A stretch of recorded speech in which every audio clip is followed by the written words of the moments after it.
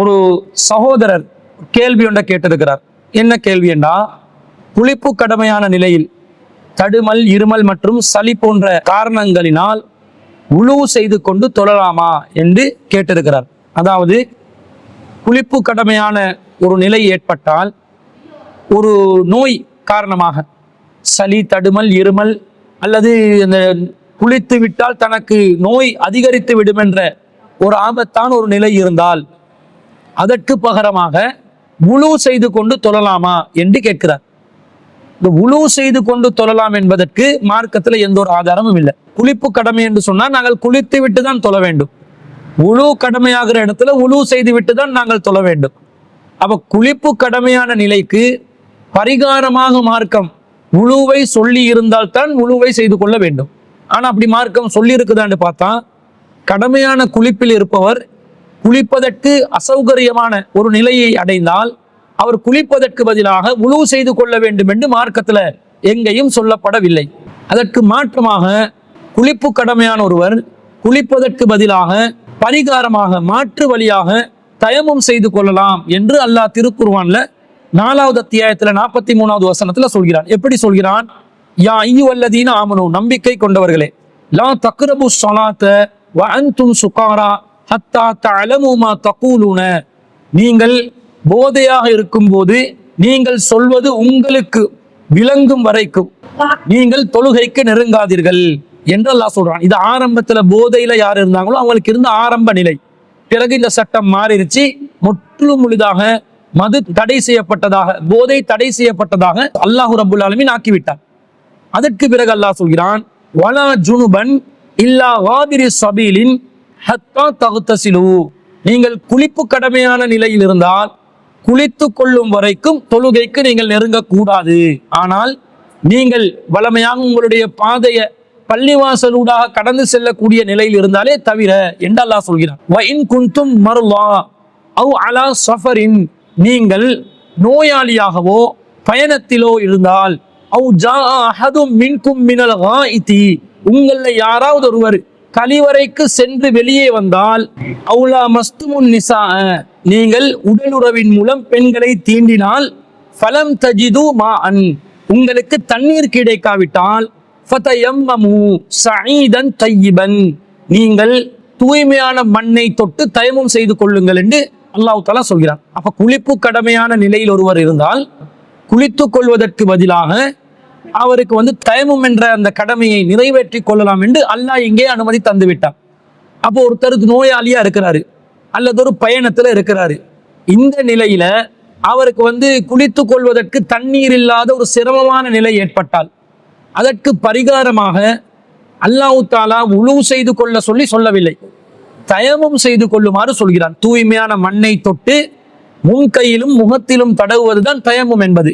அப்ப இப்படி தயமம் செய்து கொள்ளுமாறு அல்லாஹ் சொல்வதனால தெளிவாக ஒருவர் நோயின் காரணமாக குளித்து கொண்டால் அந்த நோய் அதிகரித்து விடும் அல்லது அந்த நோய் தனக்கு தாக்கு பிடிக்க முடியாத நிலைக்கு பயங்கரமானதாக மாறிவிடும், இதன் மூலமாக தனக்கு மரணம் ஏற்படலாம் அல்லது நோய் கடுமையாகலாம் என்று ஒருவர் நினைத்தால் குளித்துக் கொள்வதற்கு பதிலாக தயமம் செய்து கொள்ளலாம் என்று அல்லாஹ் தெளிவாக நமக்கு அனுமதியை தந்திருக்கிறார். இதை நபி ஸல்லல்லாஹு அலைஹி வஸல்லம் அவர்களும் அனுமதித்து இருக்கிறார்கள். ஒரு முறை ரசூல் ஸல்லல்லாஹு அலைஹி வஸல்லம் தொழுகை நடத்துறாங்க.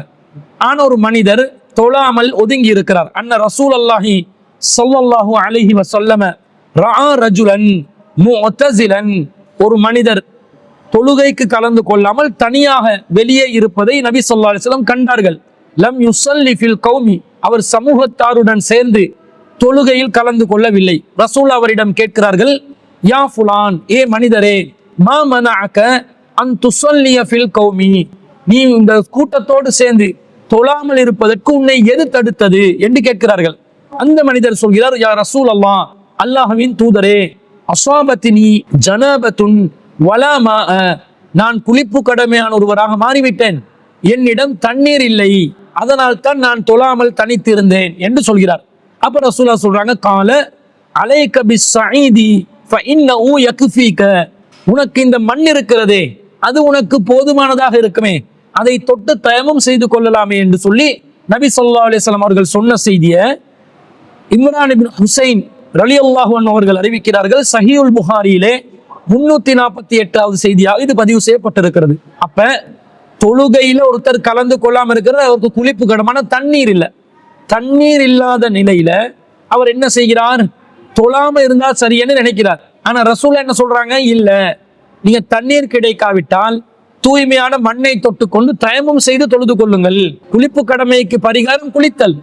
ஆனா ரசூல் ஸல்லல்லாஹு அலைஹி வஸல்லம் குளிப்பதற்கு தடையாக ஏதாவது காரணம் வந்து விட்டால் அதற்கு பரிகாரமாக, அதற்கு பகரமாக தயமம் செய்து கொள்ளலாம் என்பதை அனுமதித்திருப்பதை நாங்கள் பார்க்கிறோம். இதே போன்ற இன்னொரு செய்தி நபி ஸல்லல்லாஹு அலைஹி வஸல்லம் காலத்துல பிறகு உமர் ரலியல்லாஹு அன்ஹு அவர்களுடைய காலத்துல நடக்குது. இதை சஹீஹுல் புகாரியில 338வது செய்தியா பதிவு செய்யப்பட்டிருக்கிறது. ஜா ரஜுலுன் இலா உமர் இப்னுல் ஹத்தாப், உமர் இப்னு ஹத்தாப் ரலியல்லாஹு அன்ஹு அவர்களிடம் ஒரு மனிதர் வந்தார். ஃபகால, அவர் சொன்னார், இன்னி அஜ்னப்து ஃபலம் உஸிபில் மா, நான் குளிப்பு கடமையானவனாக இருக்கிறேன், எனக்கு தண்ணீர் இல்லை, நான் என்ன செய்ய வேண்டும் என்று கேட்ட நேரத்துல ஃபகால அம்மார் இப்னு யாசிரின் லி உமர் இப்னுல் ஹத்தாப், அம்மார் இப்னு யாசிர் ரலியல்லாஹு அன்ஹு அவர்கள் உமர் இப்னு ஹத்தாப் ரலியல்லாஹு அன்ஹுக்கு சொன்னாங்க, அமா ததுகுரு அன்னா குன்னா ஃபி சஃபரின், உமர் அவர்களே உங்களுக்கு நினைவில்லையா, நாங்கள் ஒரு பயணத்திலே இருந்தோம், அனவ அன்த, நானும் நீங்களும் இருந்தோம், ஃபஅம்மா அன்த ஃபலம் துஸல்லி, குளிப்பு கடமையான நிலை வந்துச்சு, ஆனா நீங்க என்ன செஞ்சீங்க? தொழாமல் இருந்தீர்கள். வ அம்மா அன ஃபதமஅத்து ஃபஸல்லைது, ஆனால் நானும் என்ன செய்தேன்? மண்ணில் புரண்டு தொழுகையை நிறைவேற்றினேன். ஃபஸகர்து லின்னபி ஸல்லல்லாஹு அலைஹி வஸல்லம், இதை நான் ரசூல் ஸல்லல்லாஹு அலைஹி வஸல்லம் அவர்களிடம் நினைவுபடுத்தினேன், இதை சொன்னேன், இது பற்றி விசாரித்தேன். ஃபகால நபி ஸல்லல்லாஹு அலைஹி வஸல்லம், ரசூலுல்லாஹ் என்ன சொன்னாங்க தெரியுமா? இன்னமா கான யக்ஃபீக பிஹாதா, உங்களுக்கு இது செய்தால் போதும் தானே என்று சொல்லி ஃபவரபன் நபி ஸல்லல்லாஹு அலைஹி வஸல்லம் பிகஃபைஹில் அர்ல, இரண்டு முன் கைகளை மண்ணில் தட்டி வ நஃபஹ ஃபீஹிமா, அந்த ரெண்டு கைகளையும் ஊதிவிட்டு சும்ம மஸஹ பிஹிமா வஜ்ஹு வ கஃபைஹு, பிறகு தன்னுடைய முகத்திலும் தன்னுடைய முன் கைகளிலும் நபி ஸல்லல்லாஹு அலைஹி வஸல்லம் அவர்கள் அதை தடவி கொண்டார்கள். இது போதும் என்று சொன்னார்கள் என்பது உங்களுக்கு நினைவில் இல்லையா என்று கேட்ட செய்தியை நாங்க பார்க்கிறோம். அப்ப ரசூல் ஸல்லல்லாஹு அலைஹி வஸல்லம் எப்படி தயமம் செய்யணும் என்றதும் சொல்லி கொடுக்குறாங்க. குளிப்பு கடமையான நிலையில தண்ணீர் கிடைக்காத நிலை ஏற்பட்டால் நீங்கள் தயமம் செய்து கொள்ளலாம் என்று இந்த செய்தியிலிருந்து விளங்குது. தண்ணீர் கிடைக்காதது மட்டுமில்ல தயமமுக்குரிய காரணம். அல்லாஹ் ரப்புல் ஆலமீன் திருக்குர்ஆன்ல சொல்லும் போது ரெண்டு காரணத்தை சொல்றான். வ இன் குன்தும் மருலா, நீங்கள் நோயாளிகளாக இருந்தால், அவ் அலா சஃபரின், அல்லது பயணத்தில் இருந்தால், பயணத்தில் நாங்க இருக்கும்போது போற இடமெல்லாம் தண்ணீர் கிடைக்கக்கூடிய நிலை அந்த காலத்துல இருக்கல. இப்ப இந்த காலத்துல எங்கேயும் தண்ணீர் பெற்றுக்கொள்ளக்கூடிய சூழ்நிலை இருக்குது, தண்ணீரை வாங்க கூட முடியும். அந்த காலத்துல ஒரு பயணத்துல போனா பாலைவனத்துல எத்தனையோ மைல் தூரங்கள் சென்றால் தண்ணீர் எல்லாம் கிடைக்காத சூழ்நிலை, குடிக்கிறதுக்கே தண்ணி இல்லாத ஒரு சூழ்நிலை உருவாகலாம். அப்படி இருக்கும்போது குளிப்பதற்காக இருக்கிற தண்ணியை பயன்படுத்த மாட்டாங்க. அதனால தண்ணீர் இல்லாத நிலை பயணத்தில் ஏற்பட்டால், அல்லது அல்லாஹ் என்ன சொல்றான், வ இன் குன்தும் மருலா, நீங்கள் நோயாளிகளாக இருந்தால், நோய் காரணமா குளிக்க முடியல, அதற்கு பகரமாக தயமம் செய்து கொள்ளலாம் என்று அல்லாஹ் சொன்னதின் அடிப்படையில தான் நாங்கள் என்ன சொல்கிறோம், பயணத்துல தண்ணீர் இல்லாவிட்டாலும் நீங்கள் தயமம் செய்து கொள்ளலாம், நோய் காரணமாக இருந்தாலும் குளிப்பு கடமையானதற்கு பகரமாக தயமம் செய்து கொள்ளலாம் என்பதை நாங்கள் விளங்கிக் கொள்கிறோம். இன்னும் சொல்ல போனால் ஒரு நபித்தோழர் என்ன பண்றாரு என்று சொன்னா, அவர் தொழுகையில இமாம் ஜமாத்தே நடத்துறாரு. குளிப்பு கடமையான நிலையில அவர் தயமம் செய்து விட்டு அவருடைய தோழர்களுக்கு இமாம் ஜமாத்ல இமாமத் செய்யக்கூடிய நிலையில் அவர் இருந்தார் என்ற செய்தியை நாங்க அபூ தாவூதுல 334வது செய்தியா பார்க்கிறோம். எப்படி அந்த செய்தி வருதுன்னு சொன்னா, அம்ர் இப்னு ஆஸ் ரலியல்லாஹு அன்ஹு அவர்கள் அறிவிக்கிறார்கள்.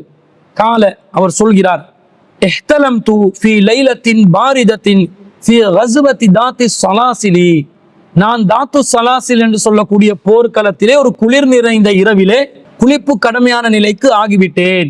ஃபஅஸ்ஃபக்து இன்இக்தஸல்து அன் அஹ்லிக, நான் குளித்து விட்டால் அழிந்து விடுவேனோ என்று நான் பயப்பட்டேன். ஃபதயம்மம்து, எனவே நான் தயமம் செய்து விட்டேன்.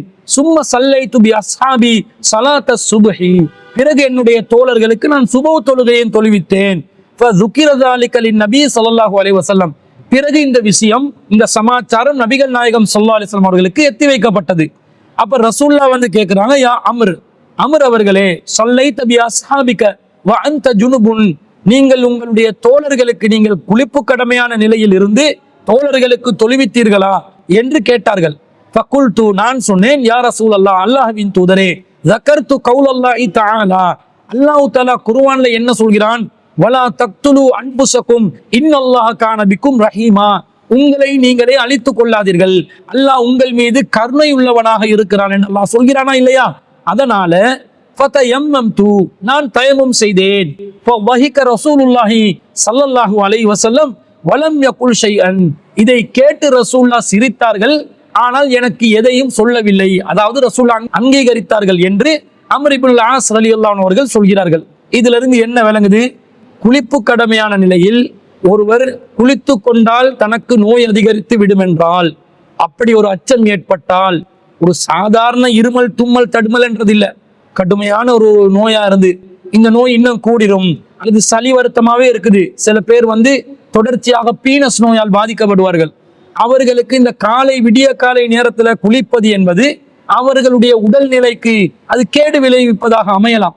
இந்த மாதிரி சூழ்நிலையில் இருந்தாலோ, அல்லது குளிப்பதனால் ஒருத்தருக்கு ஆஸ்மா நோய் வந்துடும், அது அதிகரித்து விடும், மூச்சு திணறல் ஏற்பட்டு விடும், அந்த மாதிரி பயங்கரமான ஒரு சூழ்நிலை ஏற்பட்டால், குளிப்பதற்கு முடியாத ஒரு சூழ்நிலையாக இருந்தால் அதற்கு பதிலாக தயமம் செய்து கொள்ளலாம் என்பதை இஸ்லாமிய மார்க்கம் நமக்கு அங்கீகரித்திருக்கிறது.